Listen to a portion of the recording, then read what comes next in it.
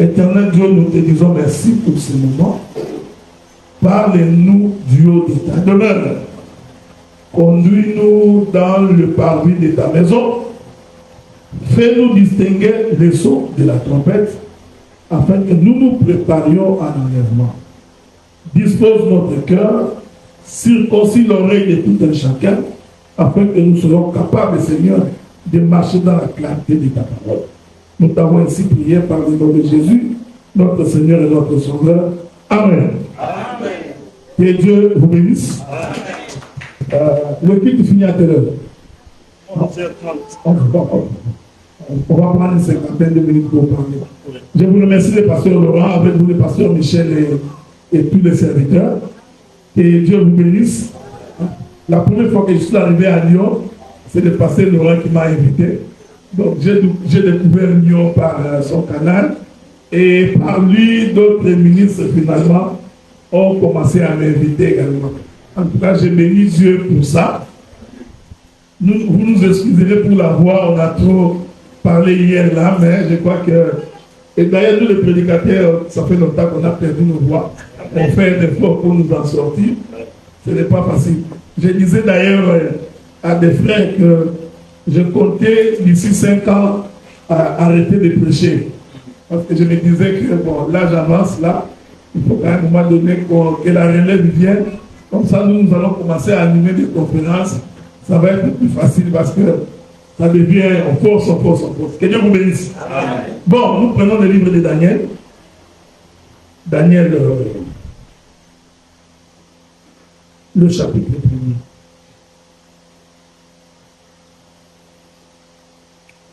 Je vais lire le verset 11 et le verset 12. Alors Daniel dit à l'intendant, à qui le chef des eunuques avait remis la surveillance de Daniel, de Anania, de Mikaël et d'Azaria. Éprouve tes serviteurs pendant 10 jours, et qu'on nous donne des légumes à manger et de l'eau à boire. Tu regarderas ensuite notre visage, celui des jeunes gens qui mangent les mets du roi, et tu agiras avec tes serviteurs d'après ce que tu auras vu. Je saute, le verset 15. Au bout des 10 jours, ils avaient meilleur visage, plus dans mon point, que tous les jeunes gens qui mangeaient les mains du roi. Que le Seigneur vous bénisse. Amen. Je vous prie de me suivre avec beaucoup d'attention. Nous allons tirer des leçons dans ce que nous avons lu. Vous savez, à un moment donné, Israël avait péché contre le Seigneur. Le Seigneur a envoyé les rois de Babylone pour déporter Israël. Lorsque vous lisez la Bible, vous allez constater que lorsque le roi est arrivé en Israël, il n'a pas déporté tout le monde. La Bible dit qu'il a déporté les notables, le plus considérés, et dans la majorité des cas, c'était les hommes de la tribu de Juda. Que Dieu vous bénisse. Amen. Parce que la tribu de Juda, c'est la tribu qui a reçu la promesse que le roi viendra par Juda. Dieu a dit au travers de Jacob que Juda, les bâtons de commandement, ne quittera pas Juda jusqu'à ce que vienne le Shiloh. Donc Juda, c'était la porte par laquelle Dieu devait entrer sur la terre. Que Dieu vous bénisse. Hein? Suivez-moi attentivement. Donc la porte par laquelle Dieu devait entrer sur la terre, c'était Juda. C'est qu'il avait dit, je viendrai par Juda. C'est pourquoi quand Jésus naît, il a fallu que le mari ou l'époux de Marie soit Joseph, qui était de la tribu de Juda. D'ailleurs, je vous informe qu'il n'y a que Marie, Joseph et Dieu. Ils connaissaient que Jésus n'était pas le fils de Joseph. Mais tous les gens du quartier, Amen. Pour eux, Joseph, c'était le père de Jésus. Est-ce que vous me suivez? Hein? Mais lui-même, Joseph, quand il regardait Jésus, il disait, petit toi, je ne sais pas d'où tu viens. Mais pour les gens du quartier, donc Joseph, son père qui est de la tribu de Juda, eh bien Jésus est le fils de Joseph. C'est pourquoi même quand le moment de recensement est arrivé, ils sont allés à Bethléem, dans les territoires de Juda, pour aller se faire recenser. Alors le roi de Babylone n'était pas fou. Il n'a pas choisi n'importe quelle tribu. Il s'est arrangé pour prendre les notables, les plus considérés, et dans la majorité des tribus de Juda. C'est comme ça que Daniel, Meshach, Shadrach et Abednego vont se retrouver à Babylone. Je voudrais tirer une leçon. Quitter Jérusalem, aller vers Babylone, c'est en réalité le mouvement des fils de Dieu qui quittent la maison de leur père et qui arrivent sur la terre. Ok? Mais ceux qui arrivent sur la terre ne sont pas n'importe qui. Ce sont les notables les plus considérés de la tribu de Juda. Ce que je voudrais dire à quelqu'un ce matin, c'est que tout en état dans le monde, toi, tu n'es pas n'importe qui. Amen. Je veux que tu me suives bien. Hein? C'est très important. Parce que ce qui arrive là, Dieu est en train de donner tout un enseignement. Donc quand vous lisez votre Bible, il ne faut pas dire que nous lisons pour lire, c'est le livre de Kwaku ou d'Inter au Congo. Non, non. Quand Dieu raconte une histoire dans la Bible, derrière cette histoire, il y a une pensée de l'éternité. Et c'est cette pensée-là qu'il faut aller rechercher. Donc, quand les enfants de Dieu naissent sur la terre, c'est en réalité le mouvement de ces enfants, de ces jeunes gens, de ces hommes considérés qui ont quitté Jérusalem et qui sont entrés dans le monde. Et quand tu rentres dans le monde de ténèbres, eux, ils distinguent ton étoile. Amen. Ils savent que celui-là n'est pas n'importe qui. Amen. Que Dieu vous bénisse. Amen. Maintenant, regardez. J'ai dit, c'est l'image des enfants de Dieu qui sont dans le monde. Ici, vous allez comprendre que le roi de Babylone va représenter le diable en personne. Parce que Babylone est l'image du monde, Babylone est l'image du péché, Babylone est l'image de l'abomination. Mais dans ce monde abominable, il y a un groupe de gens qui représentent Jérusalem sur la terre. C'est pourquoi Pierre dit, nous sommes pèlerins sur la terre. Notre cité n'est pas terrestre, mais notre cité est céleste. Yes. J'ai toujours dit aux frères, mariez-vous, c'est bien. Achetez des maisons, c'est bien. Trouver du travail, c'est bien. Et Dieu te bénisse que tu aies des papiers. Je voulais dire 2 mots ici quand j'ai écouté les paroles. Vous savez, en Israël, Dieu avait fait une loi que l'héritage n'était donné qu'aux enfants mâles, aux fils. C'était une loi. Quand on distribuait l'héritage, on ne donnait pas aux filles, on donnait aux fils. C'est pourquoi Dina n'a pas d'héritage en lui. Mais la Bible dit qu'un jour, un papa est mort, il n'avait que des filles. Et Dieu te bénisse. Les filles sont allées voir Moïse. Notre père est mort, il a laissé l'héritage, mais nous n'avons pas de frères. Moïse a consulté Dieu. Dieu lui a dit, prends l'héritage, donne à ses filles. Il a dit, Dieu est capable d'échanger les lois, il est capable d'échanger les conditions, juste pour te bénir. Parce que vous écoutez ce que je dis, hein? Donc Dieu est capable d'échanger les lois établies. S'il veut te faire du bien, je disais à un frère, Dieu est capable de tuer quelqu'un pour me faire du bien. Amen. Il faut savoir ça. Yes. C'est pourquoi il faut faire attention quand tu combats un fils de Dieu. Amen. Vous allez voir ça dans les textes. Yes. Il faut faire attention. Même quand tu parles d'un serviteur de Dieu, fais attention. À moins qu'il ne le soit pas. Parce que s'il est vraiment serviteur de Dieu, et que Dieu lui a confié une mission à remplir sur la terre, et que toi tu deviens un obstacle, Dieu est capable de t'effacer pour que sa volonté s'accomplisse. Est-ce que vous comprenez ça? C'est pourquoi il faut avoir beaucoup de réserves avant de parler, surtout quand tu n'es pas rassuré. Parce que celui qui a Dieu, c'est comme un feu qui avance et personne ne peut le retenir. Donc, nous sommes donc cette portion de Jérusalem, nous sommes descendus sur la terre. En descendant sur la terre, la Bible dit que le roi de Babylone cherchait des jeunes gens pour occuper des postes de responsabilité. Donc, vous voyez, la Bible est parfaite. Hein? Donc, tu peux être dans ce monde, devenir premier ministre. Amen. Tu peux devenir parlementaire. C'est-à-dire que cela n'est pas incompatible que quand on a Dieu, qu'on ne soit pas élevé dans le monde. Yes. Donc, le roi de Babylone a dit, non, il faut que je trouve des gens capables de siéger dans ma cour.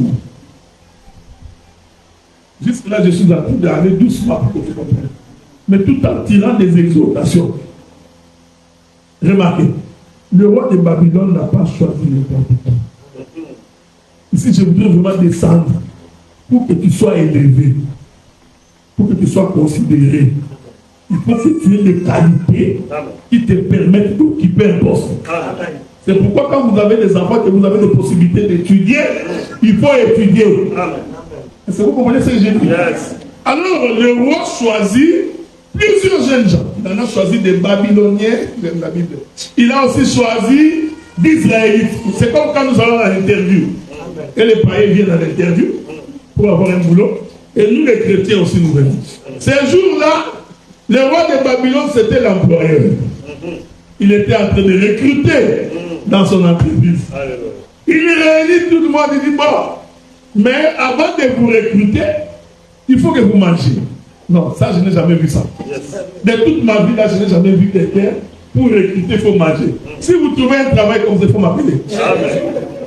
Quand on recrute les gens, mais avant de les recruter, il faut que vous mangez. Il aime avec Dieu pour venir ça. Alors, ils se sont tous retrouvés là-bas. Le roi dit, bon, prenez les mains du roi. Donnez à ces jeunes gens qui mangent. Ah, j'aime Daniel. Daniel voit l'intendant du roi. Il dit, nous ne mangerons pas comme tout le monde. Est-ce que vous comprenez ce que j'ai dit? Il dit, c'est vrai que nous sommes venus pour être embauchés. C'est vrai. Mais ici, nous avons un problème. C'est que nous n'allons pas manger la nourriture que tout le monde mange. Yes. Yes. Bien-aimés frères, quand tu veux réussir avec Dieu, il faut t'abstenir de manger tout ce que tout le monde mange. Wow. Quand tout le monde vole, toi tu ne voles pas. Yes. Quand tout le monde se prostitue, toi tu ne te prostitues pas. Quand tout le monde insulte, toi tu n'insultes pas. Amen. Il faut que toi, tu sois différent des autres. Yes. Est-ce que vous me suivez, frère? C'est l'enseignement que nous tirons. L'autre était dans le pays de Sodome et Gomorrhe, mais il était tout le temps attristé de ce qu'il voyait. Yes. C'est-à-dire que l'autre ne vivait pas comme tout le monde. J'ai toujours refusé cette expression qui dit, quand tu es dans un village, que tout le monde danse un pied, il peut ça tout le bien. Non, ça c'est le monde. Est-ce que vous me suivez? Hein? C'est pourquoi Joseph, quand il arrive en Égypte, quand il a compris que sa famille va arriver, vous savez, j'aime les Écritures. Avant que la famille de Joseph arrive, Joseph choisit l'endroit où il va habiter. Parce qu'Israël ne devrait pas se mélanger avec les Égyptiens. Vous comprenez ce que je dis? Nous sommes sur la terre, mais nous ne nous mélangeons pas. Il faut que là où tu travailles, que l'on sache que toi tu es chrétien. Pour que quelqu'un te suive. Vous savez, moi j'ai toujours été étonné.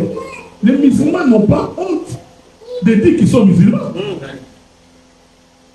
Mais les chrétiens ont honte de dire qu'ils sont chrétiens. Non. Il faut que là où tu travailles, là où tu étudies, partout où tu vas, ta première identité doit être c'est un chrétien. Je sais pourquoi tu te caches. Parce que tu vis comme eux. Quand il faut la fête, tu es dans les domos. Quand il faut Moukoma, toi tu es dans les Moukoma. Maintenant dis-moi, maman ça va. Maintenant dis-moi, comment ces gens-là sauront que tu as Dieu? Non. Joseph a dit, vous n'allez pas habiter. Quand vous viendrez, vous direz à Pharaon, nous habiterons Goshen. Nous n'allons pas nous mélanger. Est-ce que vous me suivez, frère? C'est ce que Daniel a dit. Nous ne mangerons pas tout ce que tout le monde mange. Yes. C'est pourquoi c'était plus facile quand Dieu a frappé l'Égypte de pays des ténèbres. C'était plus facile que Goshen soit éclairé. Parce qu'ils étaient séparés des Égyptiens. Je vais vous bénir ça. Regardez. Maintenant, il fallait que Daniel choisisse ce qu'ils vont manger. Daniel va choisir le légume. C'est l'écriture qu'on a dit. Il a dit, Elkanah dit, nous avions décidé de manger les légumes. Quand tu veux perdre un peu du poids, les femmes qui manger beaucoup de légumes. Hein? Bon, vous savez, même doctrinalement, si tu manges trop de viande, c'est pas bon pour la santé. Hein? Mais vous allez voir que c'est dans la Bible. Vous savez, Dieu est bon. Ils ont dit, laissez-nous manger les légumes. J'ai compris. Donc, si Daniel dit que nous allons manger les légumes, c'est en opposition avec la viande. Donc, les autres là, ils mangeront la viande. Bon, allons visiter la Bible parce que la Bible répond à toutes ces questions. Ok? Nous allons aller voir qui est la première personne qui a mangé les légumes. Ça veut dire, ce que Daniel disait là, ce n'était pas gratuit. Il a ramassé ça quelque part. Est-ce que vous me suivez? Parce que lorsque nous parlons des légumes, nous parlons de tout ce qui est vert, tout ce qui est sémence. Hein? C'est ça. Par opposition à la viande, les légumes, c'est tout ce qui est sémence. Bon, prenez vos Bibles. Parce que si je parle comme ça, tu diras que ça vient dans ma tête. Ne vous en faites pas. Tout ce que j'ai dit, je vais expliquer très bien pourquoi je l'ai dit. Nous prenons le livre de Genèse. Écoutez ce que l'Éternel dit à Adam. Je suis dans le livre de Genèse. Chapitre 1er, le verset 29. Nous allons lire. Dieu dit, voici, je vous donne toute herbe portant de la semence, qui est à la surface de toute la terre. Tout arbre ayant en lui du fruit d'arbre, portant de la semence, ça sera votre nourriture. Je n'ai pas fini, je continue. à tout animal de la terre, à tout oiseau du ciel, à tout ce qui se met sur la terre, ayant en soi un souffle de vie. Je donne toute herbe verte pour nourriture. J'aime la Bible. Quand tu as créé l'homme et les animaux, même les lions mangeaient de l'herbe. Amen. Ce n'est pas moi qui dis. Mais vous dites ça? Donc les lions de la création, avant le péché, ils ne mangeaient pas de bouc. Non. C'est ce que Dieu dit. Tout animal, tout oiseau, tout, et l'homme, tous vont manger de la semence. Donc, avant la création, même si l'antilope passe devant les lions, il peut regarder les lions comme ça. Amen. Il passe. Parce qu'il savait que les lions ne vont pas les manger. Amen. Mais quand le péché est entré, si l'antilope voit les lions, est-ce que vous me suivez? Amen. Ah, la Bible est bonne. Donc quand Daniel est en train de dire que nous ne mangerons que des légumes. Ici, Daniel expliquait la condition de l'homme avant le péché. Yes, yes. Parce qu'avant le péché, l'homme n'a jamais mangé la viande. Est-ce que vous me suivez? Ni les animaux, ni les oiseaux. C'est pourquoi dans l'arche de Noé, quand ils sont entrés, les lions ne pouvaient pas manger l'antilope. Mais s'ils étaient dehors, est-ce que vous me suivez? Ah, c'était un événement terrible. Laissez-moi m'asseoir dans 2 minutes. Noé fait l'arche. Dieu appelle les animaux des à deux. Il y rentre. Moi j'aime la vie parce que Dieu a fait entrer les animaux, chacun à son temps. Les lions rentrent avec sa femme. Les boucs, chacun à son temps. Dans la vie, frère, chacun a son moment de bénédiction. Il ne faut jamais envier quelqu'un. Voyez-vous, frère? Parce que le soleil se lève, il se couche, il se lève, il se couche. Chacun a sa part de bénédiction. Ils sont entrés. Ça, je crois que c'était comme ça. Quand l'antilope rentre, il voit les lions. Il a compris que quand nous étions dehors, ces gars ici, ils m'auraient poursuivi, j'allais mourir. Mais quand il entre là, oh, ça va. Et les lions aussi, ça va. La Bible dit que dans l'arche de Noé, tous mangeaient la paille. Amen. Ah, donc ils sont rentrés dans la première condition avant le péché. Est-ce que vous me suivez? C'est lorsqu'ils ont péché que maintenant l'antilope, dès qu'il voit les lions, il fuit. Il va exhorter.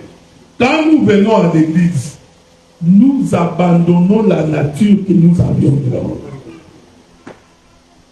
On ne peut pas avoir un frère dans l'église qui dit, si tu blagues avec moi, toi tu ne me connais pas.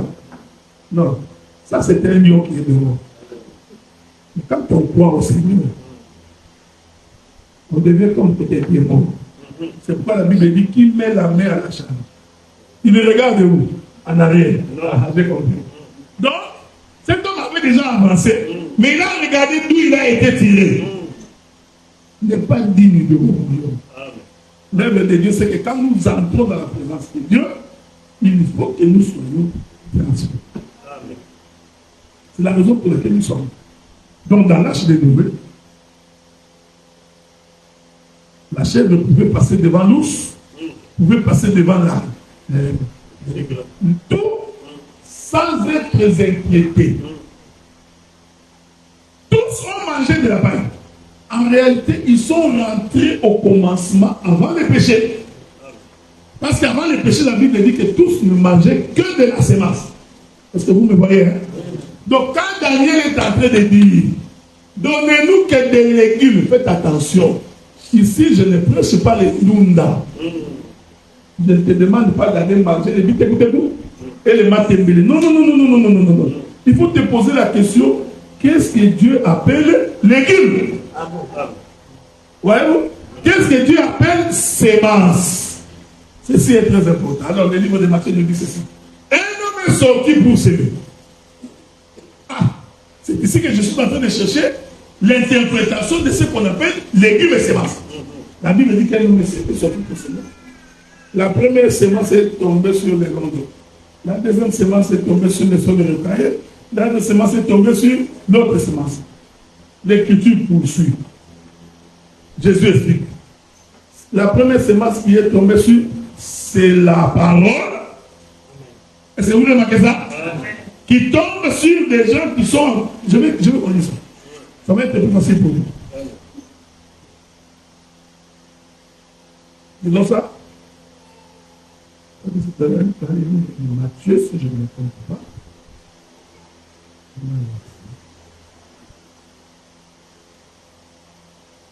Je vais donner l'écriture pour confirmer la chose. Ça va nous aider à marcher.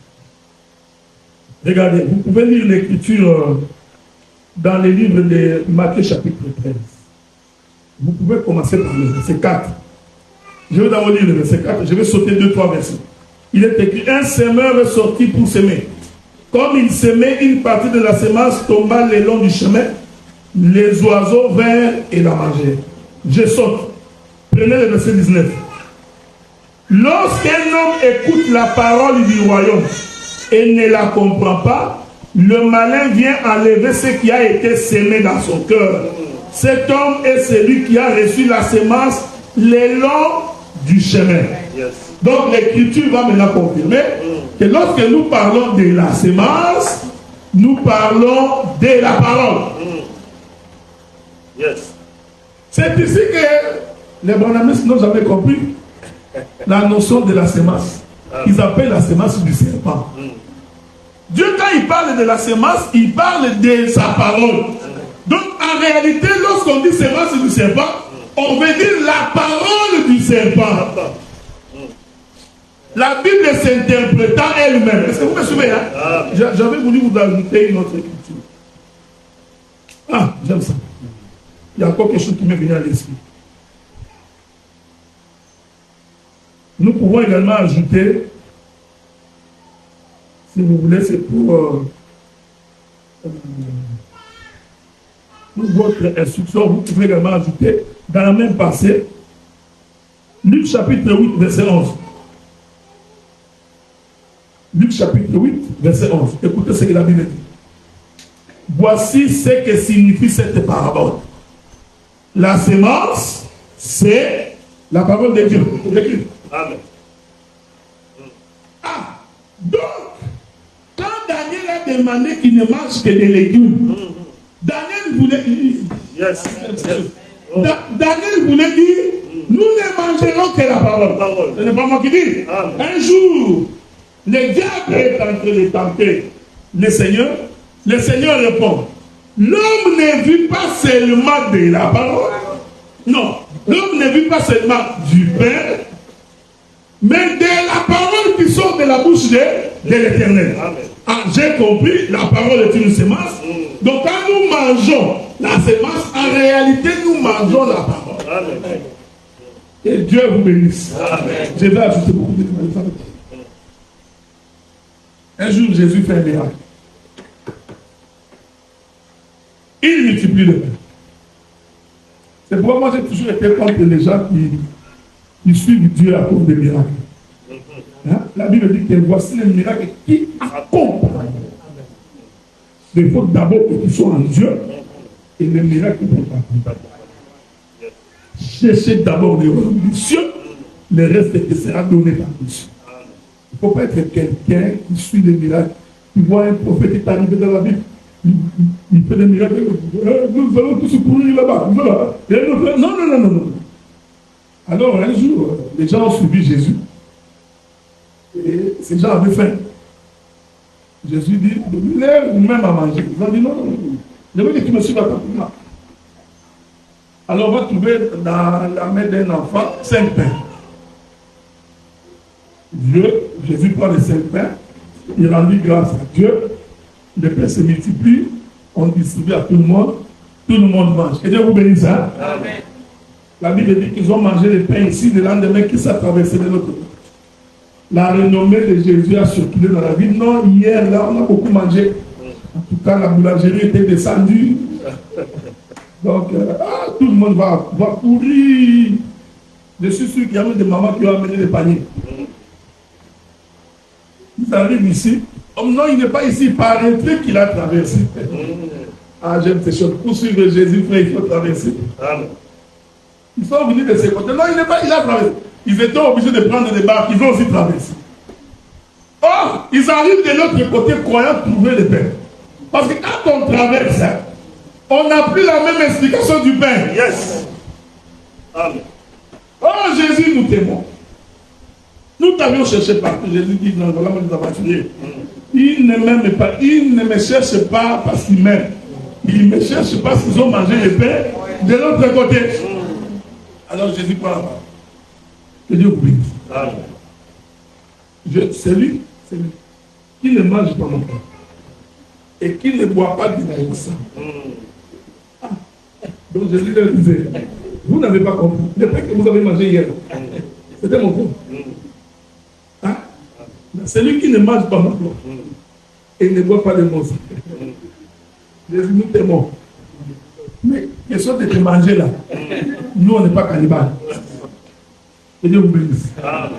Quand quelqu'un n'a pas l'interprétation de l'écriture, la compréhension, ça devient dangereux. Tout le monde parle. Jésus ne finit pas là. Est-ce que vous me suivez? Jésus pose la question aux disciples qui sont restés. Et vous, pourquoi n'êtes-vous pas partis? J'aime la réponse de Pierre. Pierre, au lieu de dire à Jésus, non, nous sommes restés parce que nous voulons manger ton corps. Non, Pierre ne dit pas ça. Pierre interprète le corps. Yes.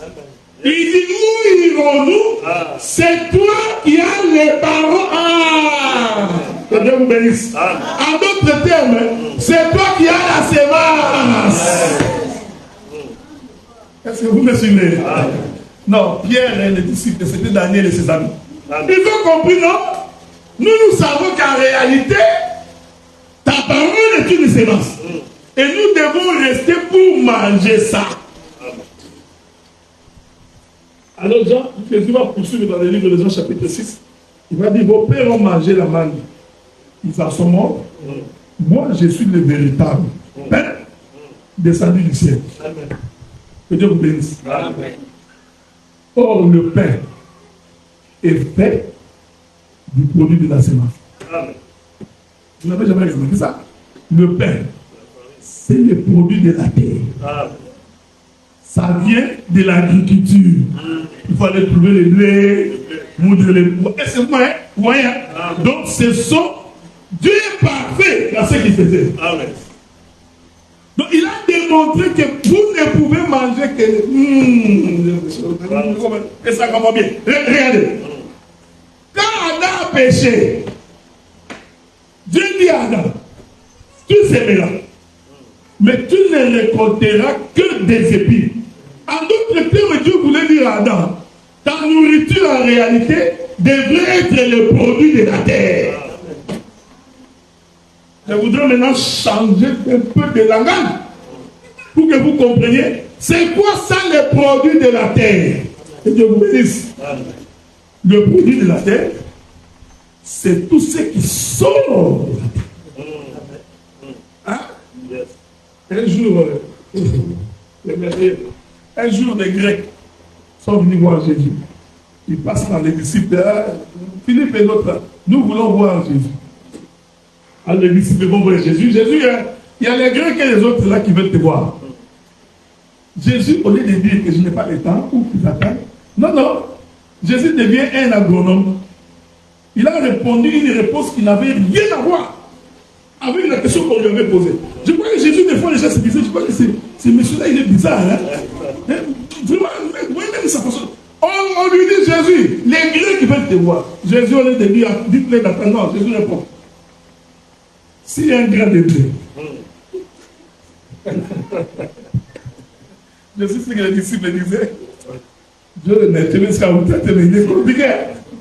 Jésus, les Grecs veulent te voir. Jésus répond. S'il y a un grain de blé, tombe à terre. Il est merveilleux. Donc, il les ramène dans la semence. Il dit si un grain. Il n'a pas dit que si un lion ou un bouc. Non. Il dit si un grain de blé tombe à terre et ne meurt pas, il reste seul.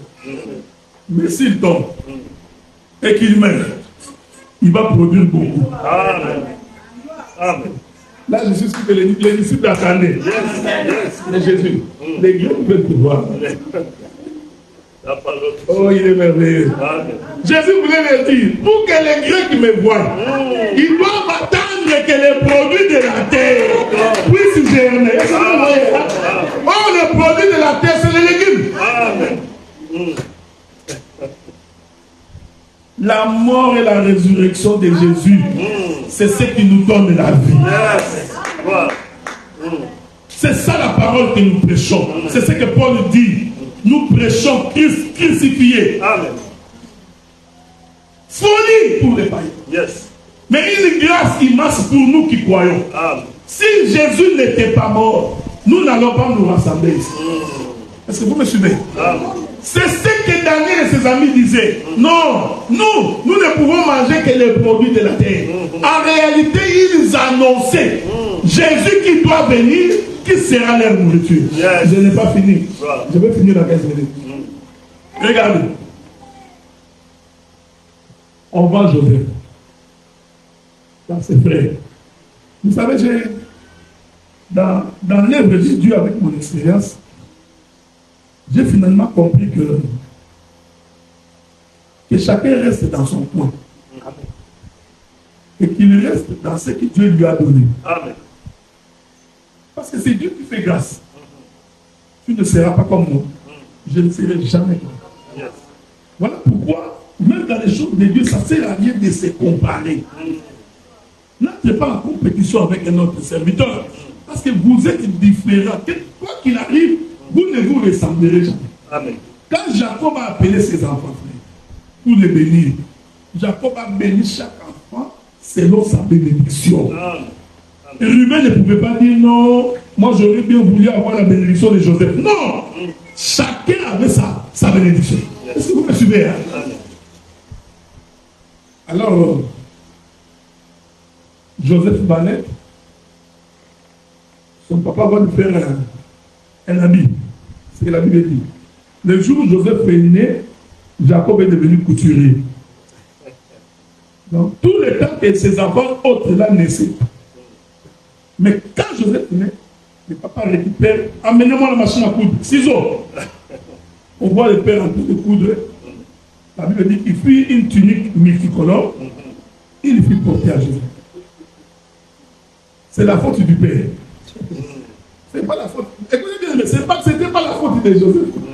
C'était la faute de celui qui avait cousu la tunique multicolore qu'il a donné à son enfant. Bien aimé, ça n'a jamais été ta faute. C'est la faute de celui qui t'a béni. Si tu as beaucoup de combats, ce n'est pas ta faute. C'est la faute de Dieu. C'est pourquoi j'ai appris que quand tu as des combats, il faut aller demander à Dieu. Tout ça, c'est à cause de toi. On va te critiquer, on va t'insulter. Il sait quoi qui lui. Et pourquoi ça? Il ne comprend pas que ce n'est pas ta faute. C'est la faute de celui qui t'a béni. C'est pourquoi même Adam, quand il a péché, Dieu lui a posé la question. Toi, Adam, tu as mangé les fruits. C'est pas ma faute.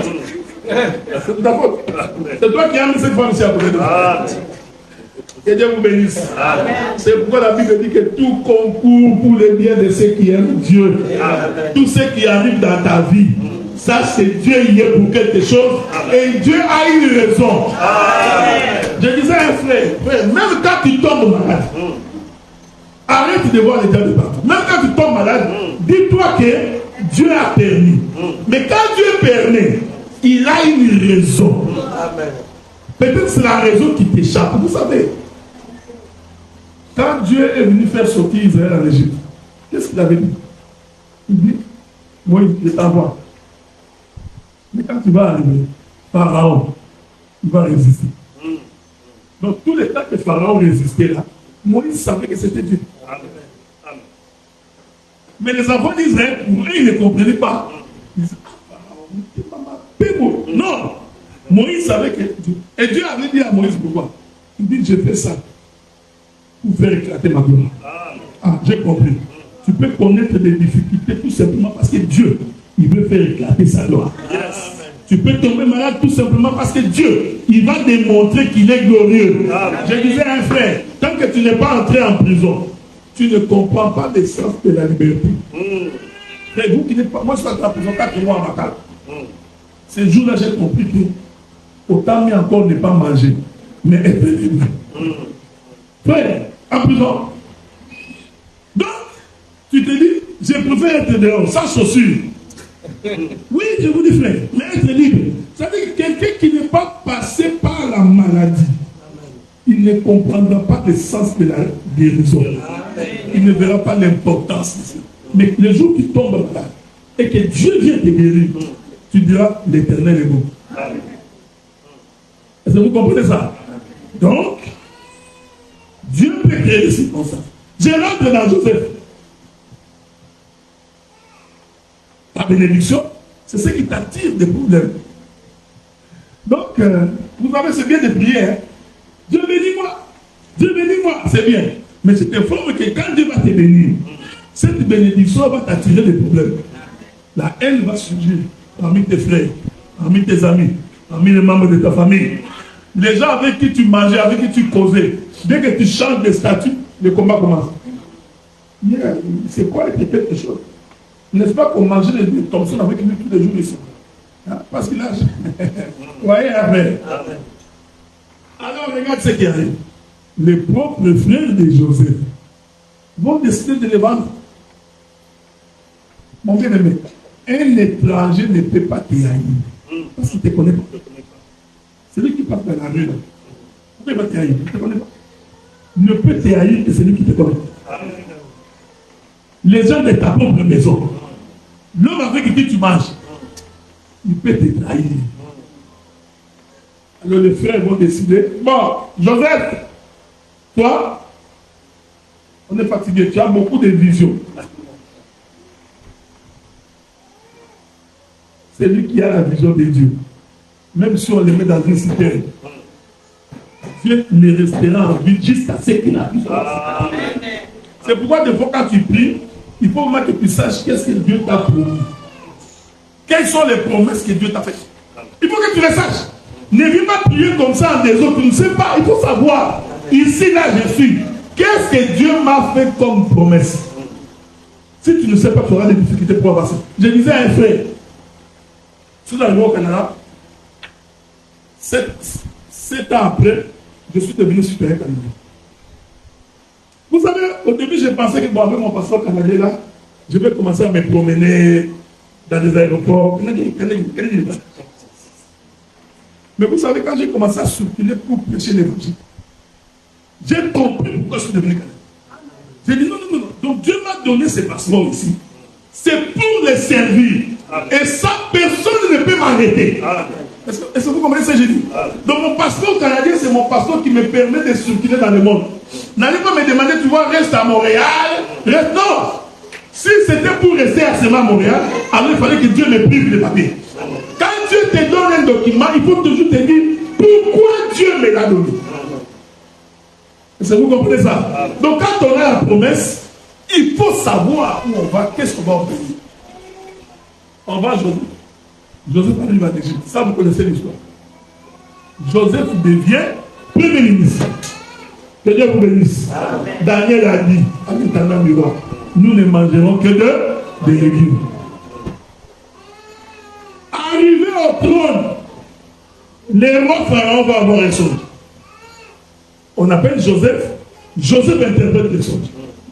Le roi dit, bon, à qui est-ce qu'on peut confier la responsabilité d'une telle gestion si ce n'est pas que Joseph?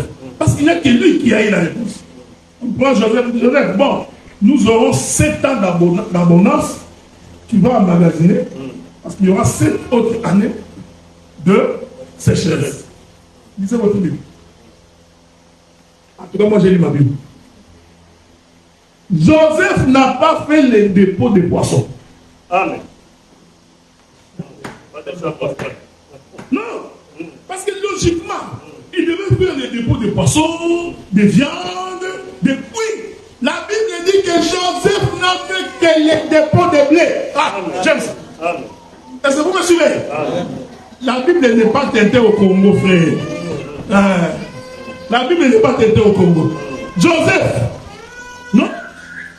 Si c'était toi, maman, le mariage, mettez. Naka, mettez-la. Miso, prenez toute la viande, Karoussa et Amoka. Fais sécher la viande, dépôt. Non, parce que Dieu parlait d'autre chose. Yes. Joseph dit non. Pour que nous vivions au temps de la souffrance, nous n'avons besoin que du blé. Yes. Or, le blé, c'est le produit de la terre. Ah, j'aime la Bible. C'est-à-dire que quand la sécheresse est arrivée, les gens n'ont mangé rien d'autre que le pain. Est-ce que vous me suivez? Bon, réfléchissons. 7 ans, nous ne mangeons que du pain. Mais nous aurons des hémorroïdes. Est-ce que vous comprenez ce que je dis? Naturellement comme ça, si tu ne manges que le pain, tu auras l'hémorroïde. Mais en Égypte, pendant 7 ans de sécheresse, ils n'ont rien d'autre mangé que le blé. Non, écoutez-moi. C'est pour dire ceci, frère. Quand tu as une difficulté, tu n'as pas besoin d'autre chose que de la parole. Dans l'air de presse, ils invoquèrent l'Éternel. L'Éternel leur envoya sa parole. Amen. Bah, je vais continuer. Mais vous savez, les blés, pour les manger, il faut des moudres. Parce que les graines de blé, tu ne peux pas manger. Est-ce que vous me suivez? Bible là. Parce que la Bible me fait beaucoup de bien. Quand je sens ça comme ça, c'est comme la soupe à la moine. Vous pouvez à la moine. Non, il faut expérimenter Dieu. Tu comprendrais que l'Éternel est merveilleux. Regardez. Joseph dit, faites un dépôt de blé. Les dépôts de blé, ce n'est pas encore le pain. Ok? Mais pour avoir le pain, il faut prendre le blé et les moudre. Hein? Il faut les cribler. C'est-à-dire, je prends l'exemple, il faut les mettre dans un mortier. Est-ce que vous me suivez? Une fois que vous l'avez criblé, ainsi vous pouvez faire le pain. Cette chose-là annonçait la mort de Christ. Oh, yes. Est-ce que vous me suivez? Si les grains de blé qui tombent à terre ne meurent pas, si les grains de blé n'est pas moulu, est-ce que vous me suivez ce que je dis? C'est pourquoi Christ a dit à Pierre, arrière de moi Satan. Pourtant, ce que Pierre avait dit n'était pas mauvais. C'était de l'amour. Jésus, pourquoi tu vas mourir? Non, nous t'aimons. Non, vous savez, Jésus, non. Je vous dis que ce gars-là, il était bizarre. Hein? Pierre devait se poser la question, mais qu'est-ce que j'ai dit de mal? Je les protège. Hein? Parce que je vous informe que Pierre était plus âgé que Jésus. Alors Pierre avait tendance à considérer Jésus comme ce petit. Je vais vous donner quelques témoignages. Un jour, Jésus dit, le Fils de l'homme va mourir. Sera livré entre les mains des impies. Pierre regarde, il dit non, tu ne mourras. D'ailleurs, il a prouvé Jésus. Le jour où on est venu arrêter Jésus, il a fait son truc. Jésus t'avait dit non, je vais te protéger. Parce que dans son esprit, c'était toujours son petit. Jésus veut laver les pieds des disciples, il les met ensemble. Comment ça lavait pas? Il arrive chez Pierre, Pierre dit non. Vous savez, c'est Pierre là, je ne sais pas. Et c'est lui que Jésus avait choisi comme pasteur. Depuis quand tu as un trouble fait dans la vie, Dieu va prendre ton énergie là. Il va amener ça dans les choses de Dieu. Les gens qui étaient mous, ils finissent par devenir diacres. Oh. Nous qui étions des troubadours, Dieu nous a amenés avec ça dans l'évangile. Nous ne reculons pas quand il y a des problèmes. Il a venu Pierre, il arrive chez Pierre, Pierre dit non, petit, moi tu me laves pas les pieds. Jésus dit, Pierre, si je te lave pas les pieds, n'entre pas au royaume. Ah bon, c'était bon de royaume. Lave-moi tous les faux.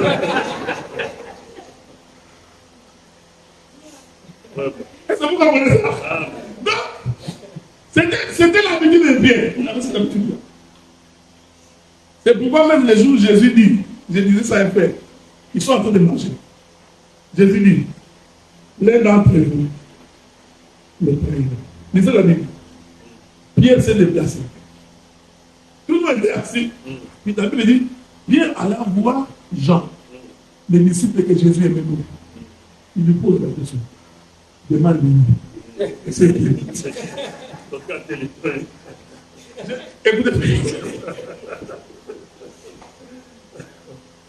Je t'informe que si Pierre savait que c'était Judas l'Iscariote. Non! Parce que les disciples aussi sont allés voir Jésus. Donc, les disciples déjà étaient commissionnaires. Vous pensez que c'est Jean qui cherche l'information? Non! C'est lui qui cherche l'information, c'est Pierre. Tu vois, il y a la commission n'a pas commencé aujourd'hui. Hein. C'est depuis longtemps. Les commissionnaires, ça existe toujours. Jean aussi va.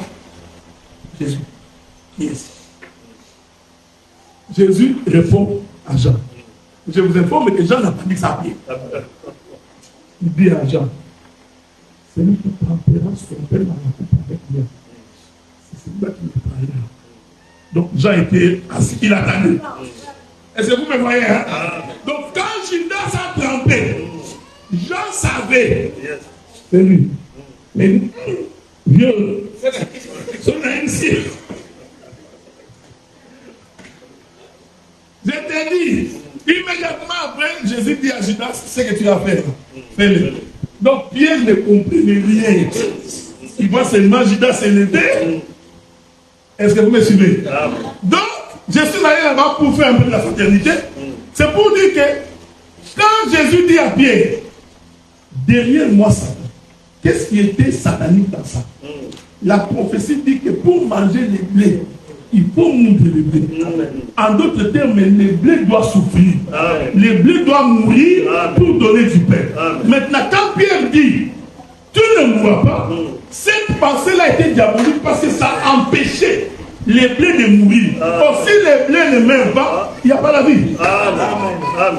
Est-ce que vous me voyez? Je vais conclure maintenant. Quand Daniel, Meshach, Shadrach et Abednego ont demandé de manger des légumes, la pensée de cette écriture, c'était que les légumes représentaient la parole de Dieu. C'est pourquoi quand tu es en difficulté, quand tu as des problèmes, quand tu es malade, ce que tu as besoin, c'est la parole. Nous sommes à Babylone, nous sommes dans le monde, mais nous ne sommes pas de ce monde. Nous ne mangeons pas la nourriture que le monde mange.